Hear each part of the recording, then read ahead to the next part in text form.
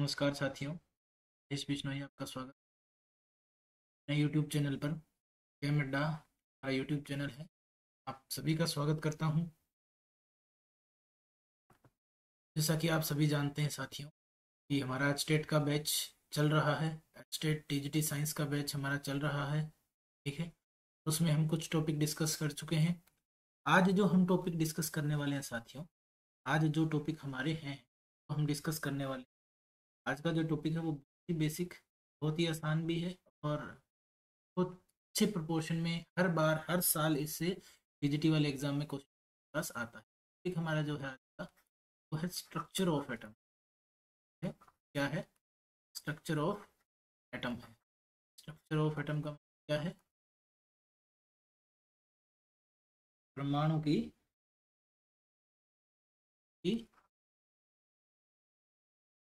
परमाणु की स्ट्रक्चर क्या है एटम की, इसके बारे में सबसे पहले कोई अगर चीज आई थी तो पता चल गया था कि मैटर जो है ना डिविजिबल पार्टिकल से बना है। क्या कहलाता है? एटम्स के एटम के बारे में और कोई जो थ्योरी आई थी सबसे पहले, पहली कोई थ्योरी आई थी, फर्स्ट थ्योरी आई थी, वो आई थी डोल्टन्स थ्योरी। क्या आई थी? डोल्टन्स थ्योरी। जॉन डोल्टन की अवधारणा।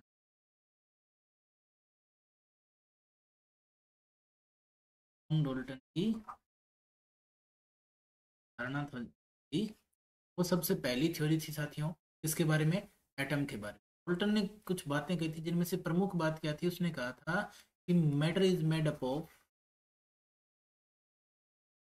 Is made up of small indivisible particles. Indivisible, indivisible का मतलब क्या होता है साथियों? है विभाज्य, इनको और ज्यादा नहीं तोड़ा जा सकता। इंडिविजिबल पार्टिकल्स,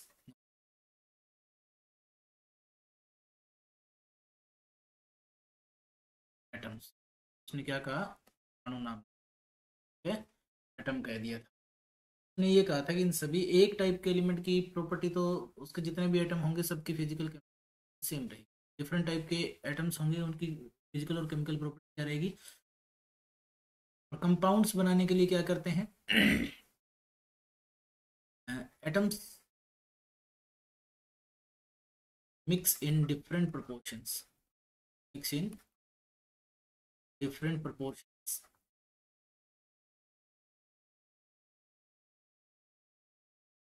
नए यौगिक बनाने के लिए क्या करते हैं? एटम्स ही जो होते हैं, परमाणु जो होते हैं, वही अलग अलग प्रोपोर्शन में, अलग अलग अनुपात में वो मिक्स हो जाते हैं। अलग अलग अनुपात में वो क्या हो जाते हैं? मिक्स हो जाते हैं। ये बात किसने कही थी? ये डोल्टन्स ने कही थी। उसकी डोल्टन्स थ्योरी, प्रिंसिपिया ऑफ, उसकी कुछ थ्योरी आई थी उसमें 1909 में, 1909 में उसने ये थ्योरी दे दी थी। ठीक है। डोल्टन की थ्योरी के बाद में साइंटिस्ट ने 19वीं शताब्दी में क्या सोचना सोचा कि एटम, क्या इसकी एटम की कोई और स्ट्रक्चर भी हो सकती है, छोटी स्ट्रक्चर भी हो सकती है। क्या ये रियली इंडिविजिबल है, मतलब क्या ये सच में अविभाज्य है एटम के बारे में?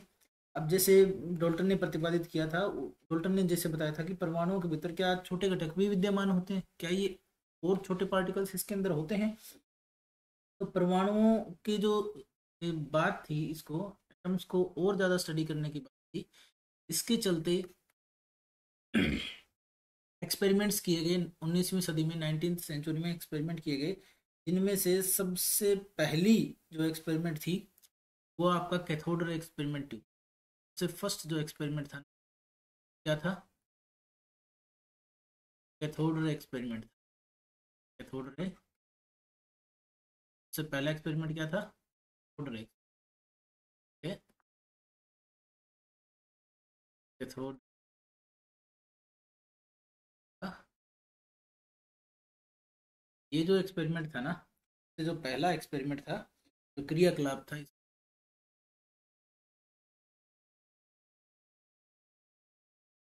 एक्टिविटी मान सकते हो, क्रियाकलाप। ये जो पहला एक्सपेरिमेंट था वो क्या था कि ये अविभाज्य कण नहीं है, इसमें कोई ना कोई चार्ज पार्टिकल होते हैं। पहले जो चार्ज पार्टिकल जो कैथोड रे में डिस्कवर किए गए थे, फर्स्ट पार्टिकल जो डिस्कवर हुआ था उसको हम इलेक्ट्रॉन क्या कहते हैं साथियों? इलेक्ट्रॉन कहते हैं। हम क्या कहते हैं, इलेक्ट्रॉन कहते हैं। इलेक्ट्रॉन की जो डिस्कवरी हुई थी, इसको हम ई के ऊपर माइनस चार्ज लिख के भी कह देते हैं साथियों। ई के ऊपर माइनस चार्ज भी कह सकते हैं। इसका पता किसने लगाया था? इसका पता लगाया था, डिस्कवरी किसने की थी? डिस्कवरी जो थी इसकी, किसने की थी? डिस्कवरी ऑफ इलेक्ट्रॉन की थी जे जे थॉमसन ने। किसने की थी? जे जे थॉमसन ने की थी। किसने की थी भाई? जे जे थॉमसन ने की थी। ठीक है, इलेक्ट्रॉन की डिस्कवरी किसने की थी? जे जे थॉमसन ने की थी। उसके बाद हमारे पास दूसरा जो एक्सपेरिमेंट आया, सेकंड एक्सपेरिमेंट, उसको हम बोलते हैं canal ray experiment. Canal ray experiment, canal rays का एक्सपेरिमेंट जो था, उसके बारे में बात कर रहे हैं सर। केनाल रे एक्सपेरिमेंट में हमारे पास क्या खोज आई, क्या चीज़ हमने ढूंढ ली थी वहां पर? ये केनाल रे, ग्राफ जो है केनाल रे एक्सपेरिमेंट, उसमें क्या आया था हमारे पास? उसमें खोज हुई थी किसकी? प्रोटॉन की। किसकी खोज हुई साथियों? प्रोटॉन की। प्रोटॉन की खोज किसने की थी? ठीक है, प्रोटॉन की खोज किसने की थी? केनाल रे के अंदर ये धनावेशित किरणें थी। अब कैथोड रे के अंदर जो भी किरणें थी वो क्या थी? ऋणावेशित थी। ऋणावेशित किस में थी? कैथोड में। आवेशित किस में थी? रे में। ठीक है, यानी नेगेटिवली चार्ज, नेगेटिव चार्ज वाले कौन से थे? कैथोड रे में। और पॉजिटिव चार्ज वाले कौन से थे? एनोड के, सॉरी केनाल रे के अंदर। तो प्रोटॉन जो होता है, प्रोटॉन की खोज किसने थी? वो ई गोल्डस्टीन ने की थी। किसने की थी? ई गोल्डस्टीन ने की थी, डिस्कवरी ऑफ प्रोटॉन। प्रोटॉन की बात कर रहे हैं। प्रोटॉन की डिस्कवरी किसने की थी? प्रोटॉन की डिस्कवरी की थी ई गोल्डस्टीन ने। ठीक है, ई गोल्डस्टीन ने प्रोटॉन की थी। ठीक है, ये इनको हम अपरमाणुकरण कहते हैं। हमारा इलेक्ट्रॉन, प्रोटॉन है, उसके साथ हमारा जो लास्ट है, थर्ड जो है, थर्ड जो हमारा पार्टिकल था, वो जिसकी खोज की गई बाद में, वो था न्यूट्रॉन। क्या कहते हैं? न्यूट्रॉन कहते हैं सर। कहते हैं न्यूट्रॉन कहते हैं। न्यूट्रॉन की खोज किसने की थी? उसकी खोज की थी जेम्स चैडविक ने। की खोज किसने की थी? जेम्स चैडविक ने 1932 में की थी। ठीक है, 1932 में की थी। बेरिलियम की शीट के ऊपर उसने अल्फा पार्टिकल ऐड करवाए। ठीक है, बेरिलियम की शीट पे उसने क्या करवाए थे? अल्फा पार्टिकल की बम्बारमेंट करवाई थी। न्यूट्रॉन जो होते हैं ना, ये न्यूट्रल पार्टिकल होते हैं। न्यूट्रॉन जो होते हैं ना, वो क्या होते हैं? Neutral particle. प्रोटॉन कैसे होते हैं? ये पॉजिटिवली चार्ज पार्टिकल होते हैं। प्रोटॉन को P+ से जनरली डिनोट किया जाता है, इलेक्ट्रॉन को N से, और न्यूट्रॉन को N से डिनोट कर दिया जाता है। न्यूट्रॉन को किससे डिनोट कर दिया जाता है? N से। ये न्यूट्रल होते हैं। कैसे होते हैं? न्यूट्रल पार्टिकल्स होते हैं, इसके ऊपर कोई चार्ज नहीं। यानी जो हमारा एटम है, एक्चुअल में अगर हम बात करें, तो जो हमारा एटम है, अगर हम ऐसे लिखें कि एटम है, वो किन तीन चीज़ों से मिलके बना है? तो तीन के सब एटॉमिक पार्टिकल्स जिनको हम कहते हैं, एटम के सब एटॉमिक पार्टिकल, सब एटॉमिक पार्टिकल। ठीक है, सब एटॉमिक पार्टिकल्स का मतलब क्या होता है? अपरमाणु कण। ठीक है, हिंदी में इनको कहते हैं हम अपरमाणुक, अपरमाणु कण कहते हैं साथियों। तो ये तीन पार्टिकल्स कौन कौन से थे? सबसे जो पहला पार्टिकल था, इलेक्ट्रॉन। ठीक है, था इलेक्ट्रॉन था सर। सबसे पहला पार्टिकल इलेक्ट्रॉन। ठीक है, दूसरा जो पार्टिकल था वो था,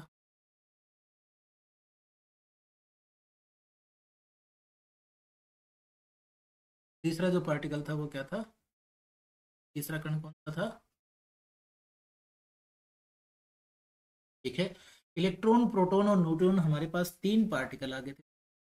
ठीक है, इसकी खोज किसने की थी? डिस्कवरी किसने की? इलेक्ट्रॉन की डिस्कवरी किसने की थी? जे जे थॉमसन।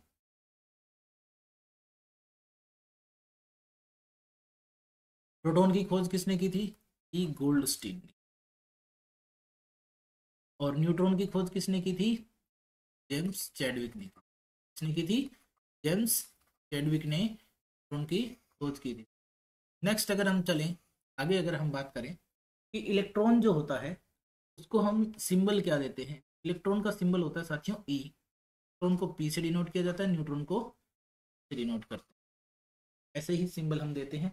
अब जो इलेक्ट्रॉन के ऊपर चार्ज होता है, चार्ज की बात करें, चार्ज जो है इलेक्ट्रॉन वो कितना होता है, उसका मैग्नीट्यूड कितना होता है, ये होता है माइनस का 1.6022 इंटू 10⁻⁻⁻19 कोलम होता है।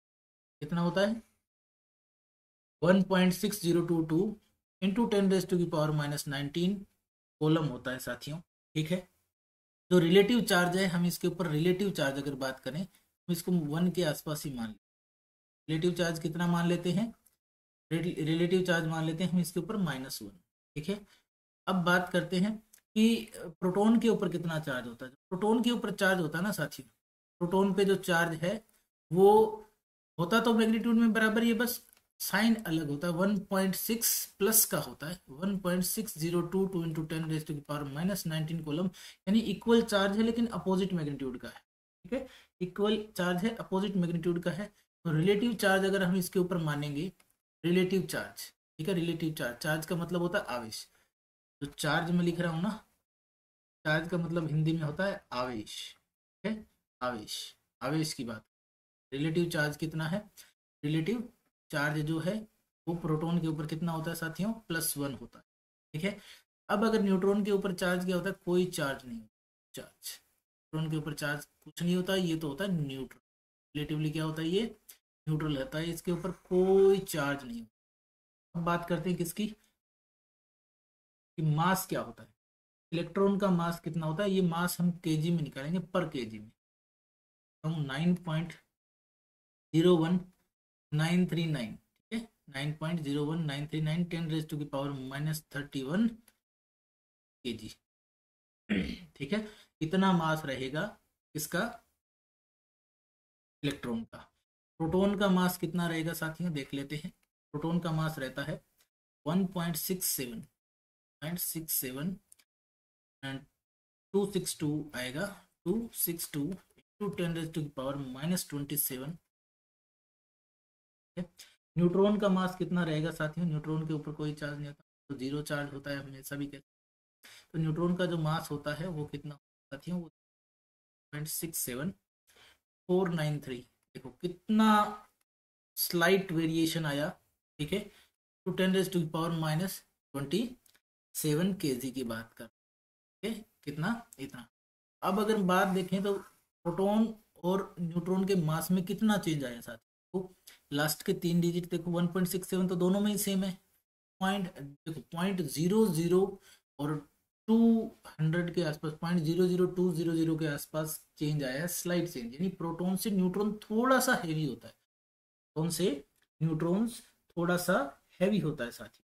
ठीक है, प्रोटॉन से न्यूट्रॉन क्या होता है, थोड़ा सा हैवी होता है, इसकी हमें ध्यान रखना है। ये तो मास पर केजी था। अब अप्रोक्सीमेट जो मास माना जाता है इलेक्ट्रॉन को, हम अप्रोक्सीमेट मास, अप्रोक्सीमेट मास, अप्रोक्सीमेट मास जो माना जाता है, हम जीरो मानते हैं, इसको मासलेस क्वांटिटी माना जाता है। प्रोटॉन का 1 माना जाता है, न्यूट्रॉन का भी 1 माना जाता है। ये अप्रोक्सीमेट मास है, प्रोटॉन का भी 1, न्यूट्रॉन का भी 1 माना जाता है। इलेक्ट्रॉन जो है आपका, इलेक्ट्रॉन जो है क्या होता है, मासलेस, मासलेस यानी भारहीन होता है, भारहीन होता है। कौन होता है भारहीन भाई, electron.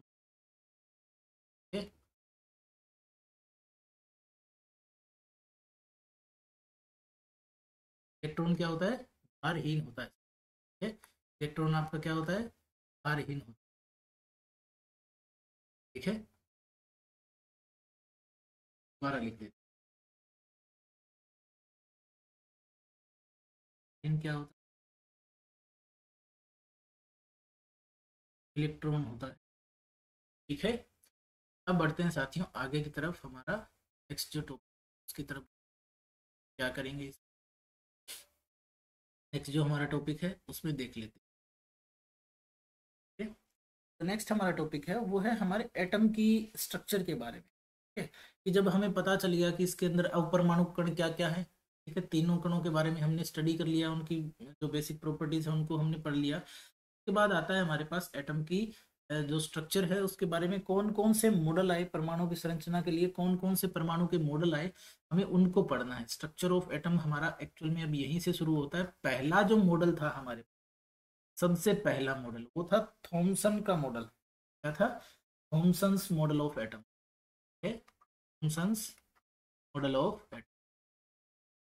Thomson's model of atom. Thomson का परमाणु मॉडल हम कहते हैं। थॉमसन का क्या कहते हैं इसको? परमाणु मॉडल। अब देखिए इस मॉडल के बारे में खास बात को पढ़ लेना। ठीक है, थॉमसन ने 1898 में ये मॉडल दिया था। कब दिया था? 1898 के अंदर। ये थॉमसन ने क्या कहा था कि थॉमसन के अकॉर्डिंग क्या था कि ये एक, एक्चुअल में थॉमसन का मॉडल जो है ना, बिल्कुल ही एक तरबूज की तरह था, एलिमेंट पडिंग की तरह या वाटरमेलन। उसने क्या कहा था कि जो इलेक्ट्रॉन्स है ना वो एक पॉजिटिवली चार्ज स्फीयर के अंदर एम्बेड। तो कहना क्या था? Electrons were embedded in a positively charged sphere। Positively charge electron जो है ना वो एक पॉजिटिवली चार्ज स्फीयर के अंदर एम्बेडेड है। ठीक है, तो जैसे इस अभी एक पॉजिटिवली चार्ज स्फीयर है जिसके अंदर क्या है? इलेक्ट्रॉन पड़े हुए हैं। ठीक है, ये जो है ये पॉजिटिवली चार्ज स्फीयर है।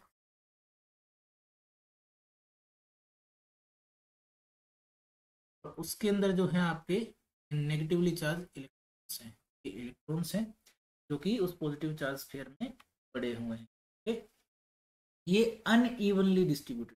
अब इसकी खास बात क्या थी? कहने का मतलब क्या है? ये क्या कहता है इसके अनुसार? क्या है ये? एक क्रिसमस केक की तरह था।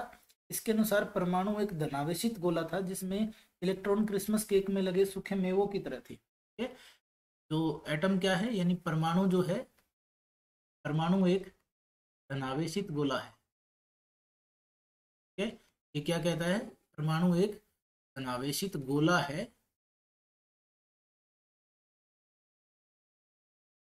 जिसमें इलेक्ट्रॉन जो है, इसमें इलेक्ट्रॉन क्रिसमस केक में लगे सूखे मेवों की तरह थे।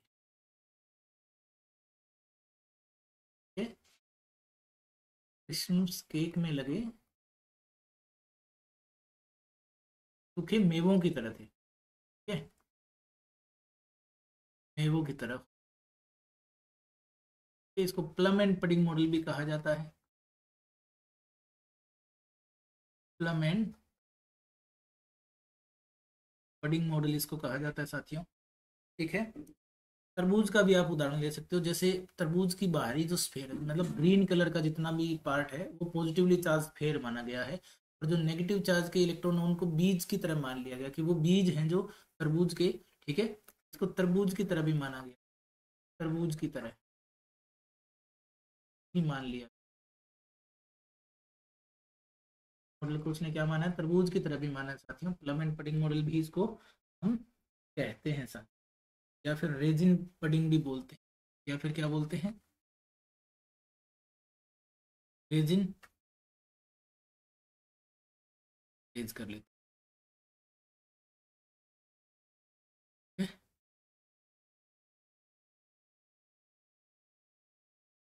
रेजिन पडिंग,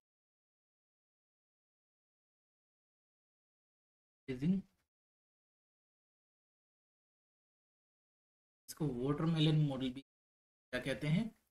वाटरमेलन मॉडल भी कहते हैं।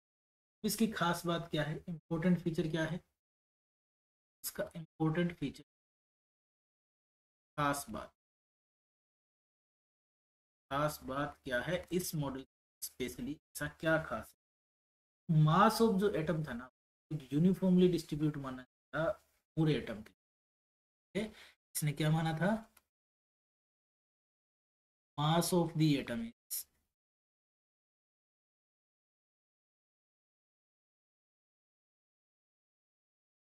यूनिफॉर्मली डिस्ट्रीब्यूटेड पर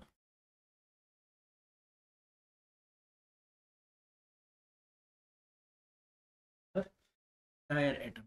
या होल एटम, पूरे एटम के ऊपर मास है एटम का, वो क्या है, पूरे एटम का, यानी परमाणु धनावेशित गोले का बना होता है, इलेक्ट्रॉन उसमें देने होते हैं, ऋणात्मक और धनात्मक आवेश परिमाण में समान होते हैं, तो मास जो है वो बिल्कुल क्या होता है, सेम होता है। ठीक है, मास जो एटम का वो यूनिफॉर्मली डिस्ट्रीब्यूटेड, यानी बिल्कुल एक समान रूप से मास जो है इसका वितरित है, समान रूप से वितरण, समान रूप से द्रव्यमान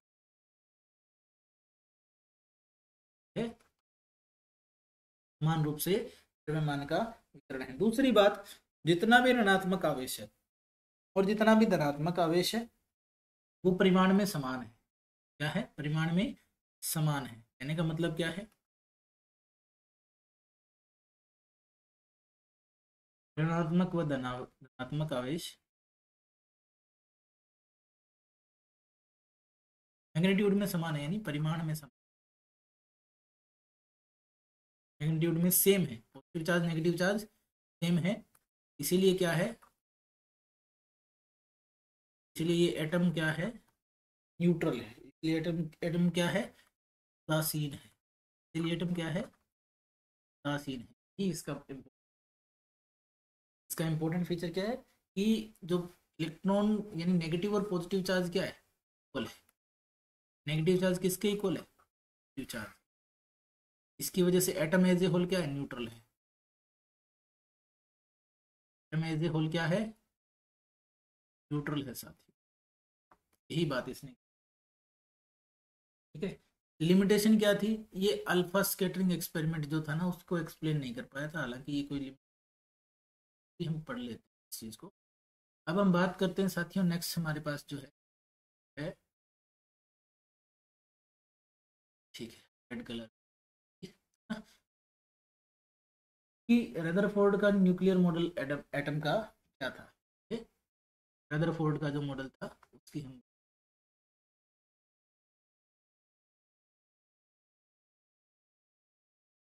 Rutherford's model of atom, model of E, Rutherford का परमाणु संरचना,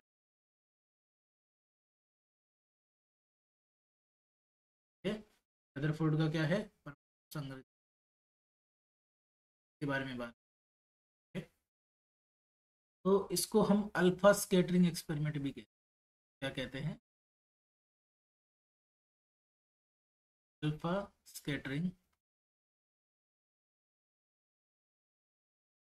ही कहते हैं, क्या कहते हैं, अल्फा स्कैटरिंग एक्सपेरिमेंट ही कहते हैं साथियों। ठीक है, रदरफोर्ड का परमाणु, अर्नेस्ट रदरफोर्ड जो था ना वो ये जानने का इच्छुक था कि इलेक्ट्रॉन परमाणु के अंदर कैसे व्यवस्थित रहे, इलेक्ट्रॉन परमाणु के अंदर कैसे सिचुएटेड हैं, कैसे उनको मतलब डिस्ट्रीब्यूट किया गया है, उसको उन्होंने जानने की कोशिश की थी। ठीक है, तो उसने क्या किया था, एक एक्सपेरिमेंट किया था, एक्सपेरिमेंट में क्या था, उसके एक्सपेरिमेंट में था क्या था, अल्फा स्कैटरिंग एक्सपेरिमेंट में क्या था, रदरफोर्ड ने एक नैरो बीम ली थी अल्फा पार्टिकल की, उसने क्या लिया था, colour change,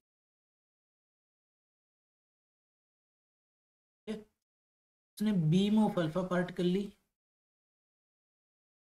beam of alpha particle, ठीक है, उस बीम ऑफ अल्फा पार्टिकल को उसने इन गोल्ड फॉइल के ऊपर टकराया, ठीक है, किसके ऊपर, इन गोल्ड फॉइल के ऊपर बम्बार्डमेंट कर, ठीक है। अब गोल्ड फॉइल जो थी उसके बाहर एक फ्लोरोसेंट सर्कुलर जिंक सल्फाइड की स्क्रीन थी, ठीक है, इसके बाहर एक स्क्रीन थी, एक स्क्रीन है, ठीक है, कैसी स्क्रीन है, फ्लोरोसेंट, फ्लोरोसेंट स्क्रीन का मतलब होता है जो इसके ऊपर जब भी लाइट पड़ती है वो चमकती है, ठीक है, फ्लोरोसेंट स्क्रीन थी किसकी,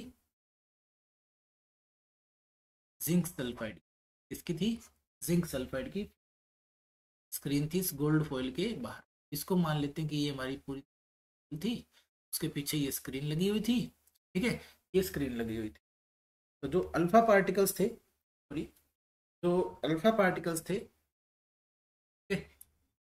टाइम दे,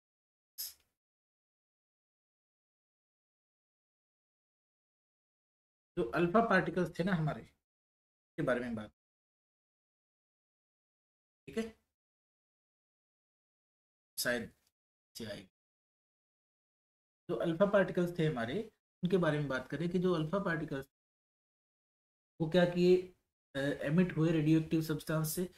जो अल्फा पार्टिकल्स थे वो थे क्या, अल्फा पार्टिकल्स के बारे में जान, पार्टिकल्स, अल्फा पार्टिकल्स डबली चार्ज्ड, आप ये डबली चार्ज, दो पॉजिटिव चार्ज वाले डबली चार्ज हीलियम आयंस को ही अल्फा पार्टिकल, He2+ आयन क्या होते हैं, ये अल्फा पार्टिकल्स होते हैं। इन्हीं अल्फा पार्टिकल की बोmbardment करवाई थी गोल्ड फॉइल के ऊपर। ये मान लो हमारा सोर्स है, ये क्या है हमारा सोर्स ऑफ अल्फा पार्टिकल है, सोर्स ऑफ अल्फा पार्टिकल से अल्फा पार्टिकल निकलेंगे, एक लेड प्लेट लगा दी जाती है ताकि वो उनको छान सके, ठीक है, लेड की प्लेट लगी होती है जो उनको छानती है। और वो अल्फा पार्टिकल कहाँ जाके टकराते हैं, गोल्ड फॉइल पे, ठीक है, इस पे टकराते हैं गोल्ड फॉइल के। और उसके पीछे लगी होती है हमारे पास एक फ्लोर स्क्रीन, क्या लगी होती है, फ्लोरोसेंट स्क्रीन लगी होती है सर, ठीक है। फ्लोरोसेंट स्क्रीन किसकी बनी होती है, जिंक सल्फाइड की बनी होती है। इसके ऊपर क्या आते हैं, ब्राइट स्पॉट, क्या आते हैं हमारे पास, ब्राइट स्पॉट आ जाते हैं पूरी स्क्रीन के। अब क्या तो इसने ऑब्जर्व किया इस अल्फा स्कैटरिंग एक्सपेरिमेंट में, ठीक है, इसका जो दूसरा डायग्राम था वो भी बनाएंगे, और इसने क्या क्या ऑब्जर्वेशन वहाँ की उसके बारे में बात, ठीक है। तो मैं क्या करता हूँ, मैं इसको दो टेबल में डिवाइड कर लेता हूँ, ठीक है? साथ के साथ हम ऑब्जर्वेशन भी लिख लेंगे और इसका कंक्लूजन भी देख लेंगे कि क्या कंक्लूजन निकला, क्या ऑब्जर्वेशन थी, ठीक है। तो मैं ये कर लेता हूँ कि इधर मैं लिख देता हूँ कि यहाँ पर ऑब्जर्वेशन क्या थी, ऑब्जर्वेशन उसने क्या लिए, और यहाँ हम लिख देंगे कि कंक्लूजन क्या आया, उसने क्या तो ऑब्जर्व किया एक्सपेरिमेंट में, क्या उसका कंक्लूजन आया, ठीक है।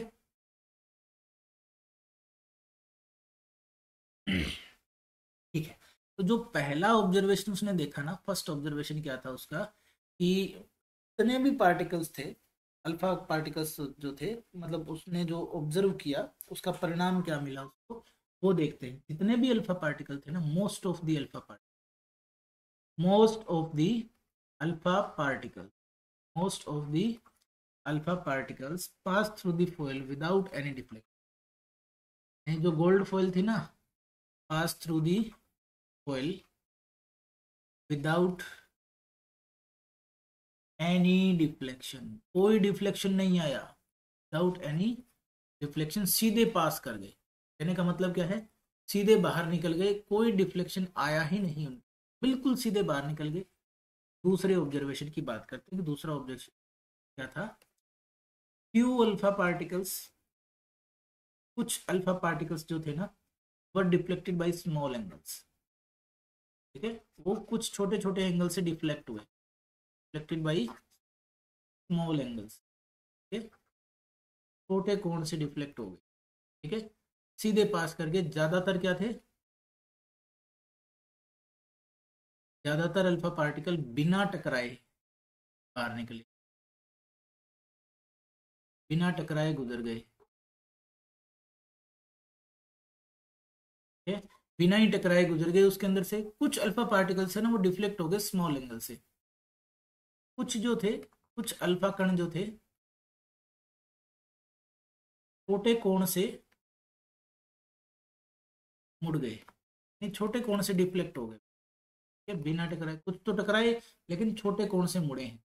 फिर थर्ड ऑब्जर्वेशन क्या कहता है कि बहुत ही कम पार्टिकल, यानी 1 आउट ऑफ 20,000 पार्टिकल्स, यानी हर 20,000 में से एक पार्टिकल, ठीक है, 1 आउट ऑफ 20,000 पार्टिकल्स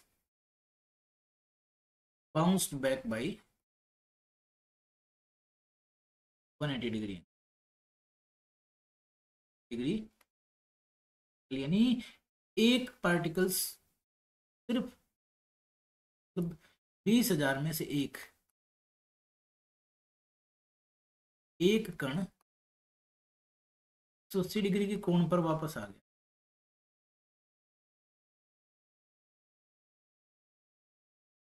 यानी जिस डायरेक्शन से गया था उसी डायरेक्शन में वापस आ गया था। ठीक है? एक जो पार्टिकल था ना हर 20,000 में से, वो वापस आया 180 डिग्री के कोण के। अब इससे कंक्लूजन क्या है? चलो ठीक, बस एक बार डायग्राम भी बना। ये हमारे पास है,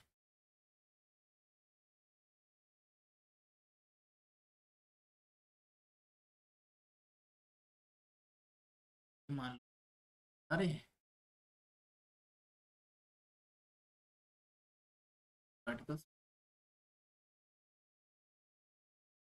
अल्फा पार्टिकल्स आ रहे हैं स्मॉल एंगल से, आ रहे हैं ऑफ द अल्फा पार्टिकल, तो उसका डिफरेंस स्मॉल एंगल। एक अल्फा पार्टिकल ऐसे हर 20, तो जिस डायरेक्शन में गया था ना उसी डायरेक्शन में वापस भी आ गया। जिस डायरेक्शन में गया था टकरा के उसी डायरेक्शन में वापस भी आ गया एक पार्टिकल है। ठीक है, अगर एक पार्टिकल ऐसा आया तो बाकी तो क्या है,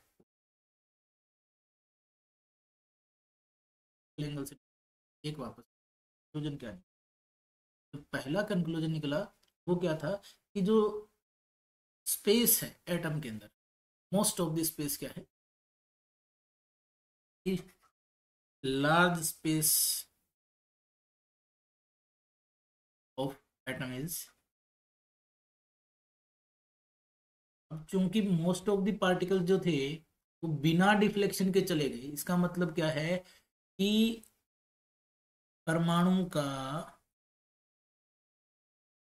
बड़ा हिस्सा क्या है, खाली। बड़ा हिस्सा क्या है, खाली है, उसमें कुछ नहीं है, वो एम्प्टी स्पेस है। परमाणु का बड़ा हिस्सा खाली है साथी। ये हमारा पहला ऑब्जर्वेशन। ठीक है, ऑब्जर्वेशन क्या था, अधिकतम भाग जो है उसका खाली है, क्योंकि ज्यादातर अल्फा कण क्या थे, बिना ही टकराए गुजर गए, वो सीधे ही निकल गए। ठीक है, अब बात करते हैं दूसरे पॉइंट। दूसरा पॉइंट क्या है कि जो पॉजिटिव चार्ज है वो बहुत ही स्मॉल रीजन में कंसंट्रेटेड है और पूरे एटम के अंदर यूनिफॉर्मली डिस्ट्रीब्यूटेड नहीं है। ये दूसरा क्या था, positive charge is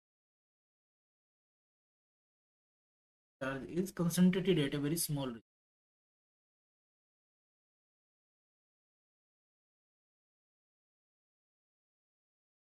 very small region, बहुत छोटे से रीजन में कंसंट्रेटेड है। ठीक है, अब ये ऐसा क्यों, क्योंकि जो large number of alpha particles है ना वो छोटे छोटे एंगल से डिफ्लेक्ट हुए। छोटे एंगल से डिफ्लेक्ट होने का मतलब क्या है कि अगर बड़े एंगल से डिफ्लेक्ट होते हमें पता चलता कि मास, पॉजिटिव मास ज्यादा है, क्योंकि अल्फा पार्टिकल भी कैसे होते हैं, पॉजिटिवली चार्ज। पॉजिटिव चार्ज जो है ना, इसका मतलब क्या है, पॉजिटिव चार्ज जो है एटम के अंदर वो बहुत ही छोटी सी जगह में कंसंट्रेटेड है।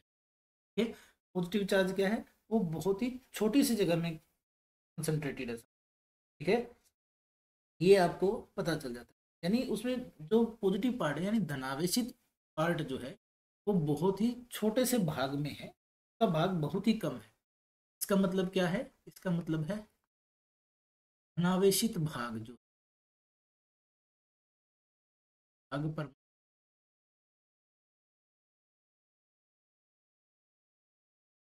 एक छोटे से भाग में, छोटे से भाग में ही है। यानी धनावेशित भाग उसका एक छोटा सा भाग ही है, ऐसा कह सकते हो, छोटा सा भाग ही है। ठीक है, ही है इसका, पूरे एटम का एक छोटा सा भाग ही धनावेशित भाग। नेक्स्ट पे चलते हैं साथियों, कि हमारा तीसरा जो कंक्लूजन था रदरफोर्ड के एटम में मॉडल में, वो क्या था कि जो पॉजिटिवली चार्ज कोर थी, अब क्योंकि 100 मतलब 180 डिग्री के एंगल पे एक ही आया, वो वापस आया 180 के एंगल पे। इसका मतलब वहां पर पॉजिटिवली चार्ज डेंसली कंसंट्रेटेड था। ठीक है, डेंसली कंसंट्रेटेड था, इसका मतलब क्या है कि वो पॉजिटिव चार्ज का, वहां पर एक पॉजिटिवली चार्ज कोर थी। इसका मतलब क्या था? Positively charge core is present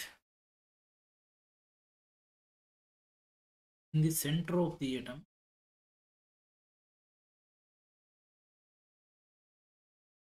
and is known as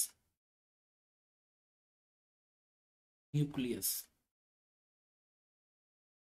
क्या कहा जाता है? न्यूक्लियस कहा जाता है। यानी पॉजिटिवली चार्ज कोर जो है उसकी, ठीक है, धनावेशित जो भाग है, परमाणु का पूर्ण धनावेशित भाग जो और द्रव्यमान जो है उसके भीतर कम ही आयतन में है, जिसको हम क्या कहते हैं? का परमाणु का नाभिक कहते हैं, जिसे हम क्या कहते हैं? नाभिक कहते हैं। परमाणु का धनावेशित भाग, भाग एवं परमाणु का धनावेशित भाग, और क्या है, और उसके साथ क्या है? एवं उसका द्रव्यमान।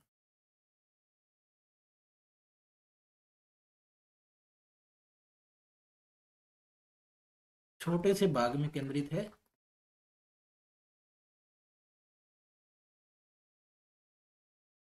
जिसे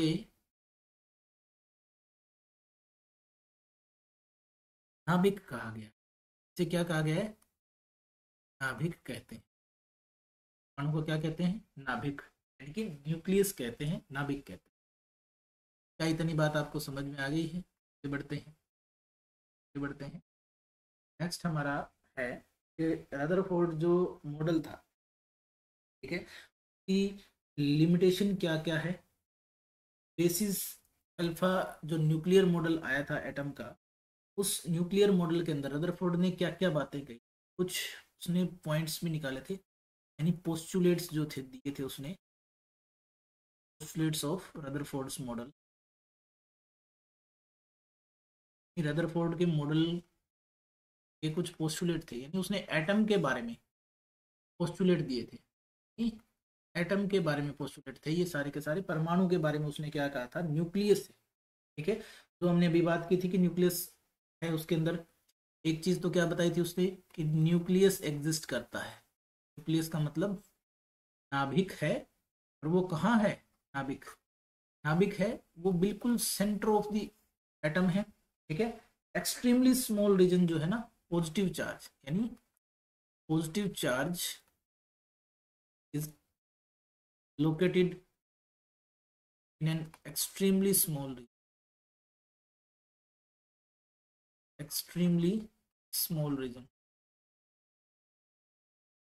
small region called,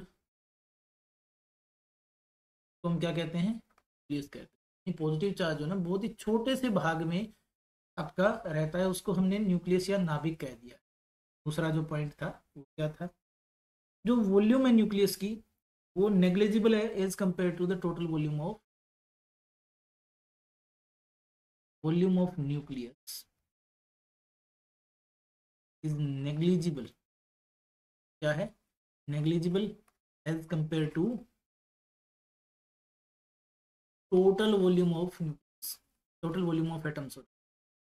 यानी परमाणु के आयतन के मुकाबले न्यूक्लियस का आयतन जो है वो नगण्य है, ठीक है। परमाणु के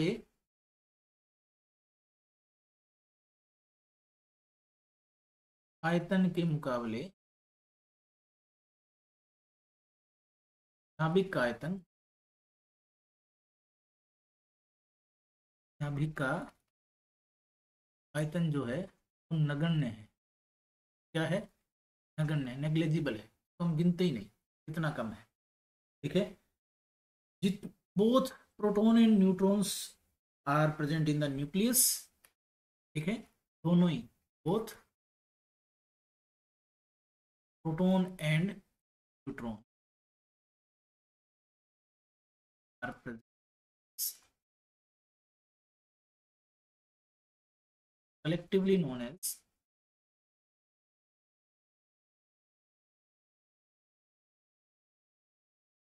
न्यूक्लियॉन्स। क्या कहा जाता है? न्यूक्लियॉन्स, ठीक है। यानी प्रोटॉन और न्यूट्रॉन दोनों ही किस में प्रेजेंट होते हैं? नाभिक में प्रेजेंट। क्या है? प्रोटॉन प्लस न्यूट्रॉन, कहाँ पाए जाते हैं? नाभिक में। ठीक है, प्रोटॉन प्लस न्यूट्रॉन कहाँ पाए जाते हैं एटम के अंदर? नाभिक में पाए। न्यूक्लियस के बाहर क्या है? इलेक्ट्रॉन रिवॉल्व कर रहे हैं। उसने उसको सोलर सिस्टम की तरह माना था, रिवॉल्विंग प्लैनेट्स की तरह। ठीक है, रदरफोर्ड ने क्या माना था उसको? सोलर सिस्टम की तरह माना। अब रदरफोर्ड के मॉडल की जो लिमिटेशन है वो क्या है, उसको भी देखेंगे। यानी उसने क्या कहा था? Electrons revolve around nucleus. ठीक है, electrons revolve around nucleus in definite और डेफिनेट डेफिनेट पाथ में इलेक्ट्रॉन क्या करता है? न्यूक्लियस के अराउंड रिवॉल्व करता है सर। डेफिनेट पाथ में न्यूक्लियस के अराउंड रिवॉल्व करता है इलेक्ट्रॉन।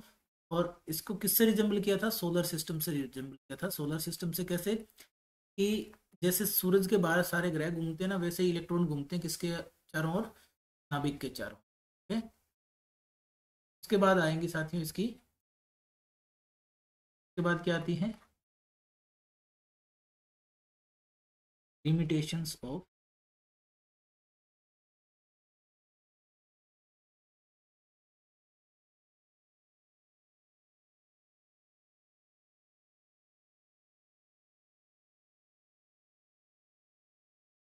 इसकी लिमिटेशन क्या है?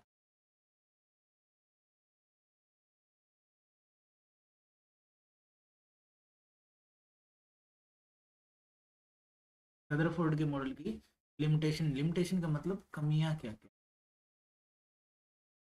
कमियां क्या है? तो जो पहली और इम्पोर्टेंट कमी है कि रदरफोर्ड का मॉडल क्या कहता है कि जो भी आवेशित कण है वो गोलाकार कक्ष में स्थित होगा। जब भी कोई भी आवेशित कण भी गोलाकार कक्ष में सर्कुलर मोशन में होगा, तो एक्सेलरेशन के कारण जो जो एक्सेलरेटेड पार्टिकल्स हैं कि, कहने का मतलब क्या है कि रदरफोर्ड ने क्या कहा था कि वो फिक्स पाथ में रिवॉल्व करता है। लिमिटेशन क्या क्या कहा था? Tells that electron revolve in ने fix path, circular path, fix circular path. तो उसमें यानी गोल कक्ष में घूमता है इलेक्ट्रॉन, न्यूक्लियस के राउंड, नाभिक के चारों ओर गोल कक्ष में घूमता है। ये इसकी पहली लिमिटेशन थी। ऐसा क्यों? क्योंकि according to electromagnetic theory of Maxwell,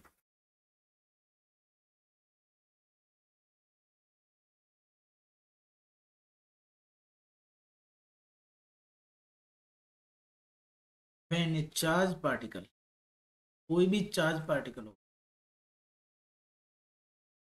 charge particles move in a circular motion, it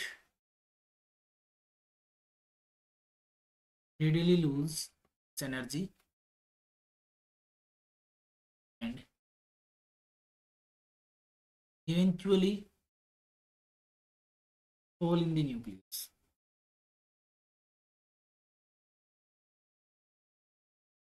and atom will be vanish. कैसे? इसको ऐसे देखते, ये मान लिया न्यूक्लियस है, ये मान लिया इलेक्ट्रॉन घूम रहा है सर्कुलर। मैक्सवेल की इलेक्ट्रोमैग्नेटिक थ्योरी कहती है कि जब भी इलेक्ट्रॉन ऐसा करेगा वो हर बार अपनी कुछ एनर्जी को रेडिएट कर देगा, अपनी कुछ विकिरणें छोड़। जब वो विकिरण छोड़ता है तो उसकी एनर्जी, उसकी ऊर्जा कम होती जाती है और वो सर्कुलर पाथ धीरे धीरे न्यूक्लियस के नजदीक आता जाता है। एक टाइम ऐसा आएगा कि वो इलेक्ट्रॉन किसके अंदर गिर जाएगा? न्यूक्लियस के अंदर गिर जाएगा। तो अगर ऐसा हुआ तो इलेक्ट्रॉन होता है नेगेटिवली चार्ज, ऋणावेशित कण, और आपका न्यूक्लियस होता है धनावेशित यानी पॉजिटिवली चार्ज।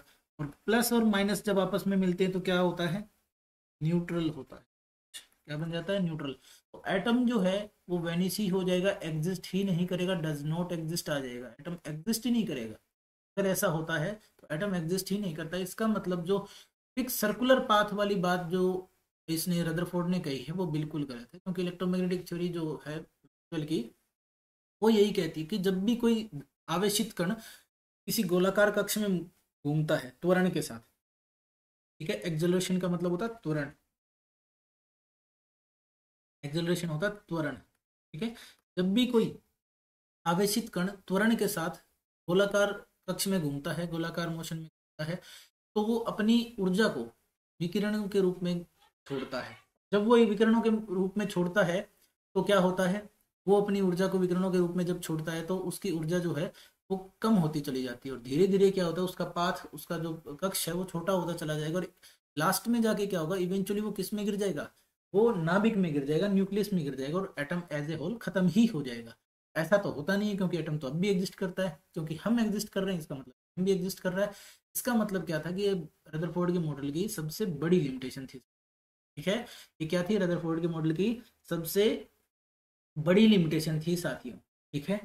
उसके बाद हमारे पास जो चीज़ें हैं उनके बारे में बात करेंगे। जो नेक्स्ट हमारा जो मॉडल है वो क्या है, बोहर का मॉडल है, ठीक है, बोहर का मॉडल है। चलिए आज की क्लास को हम यहीं ख़त्म करते हैं, कल हम बात करेंगे किसके बारे में, बोहर के मॉडल के बारे में साथियों। धन्यवाद।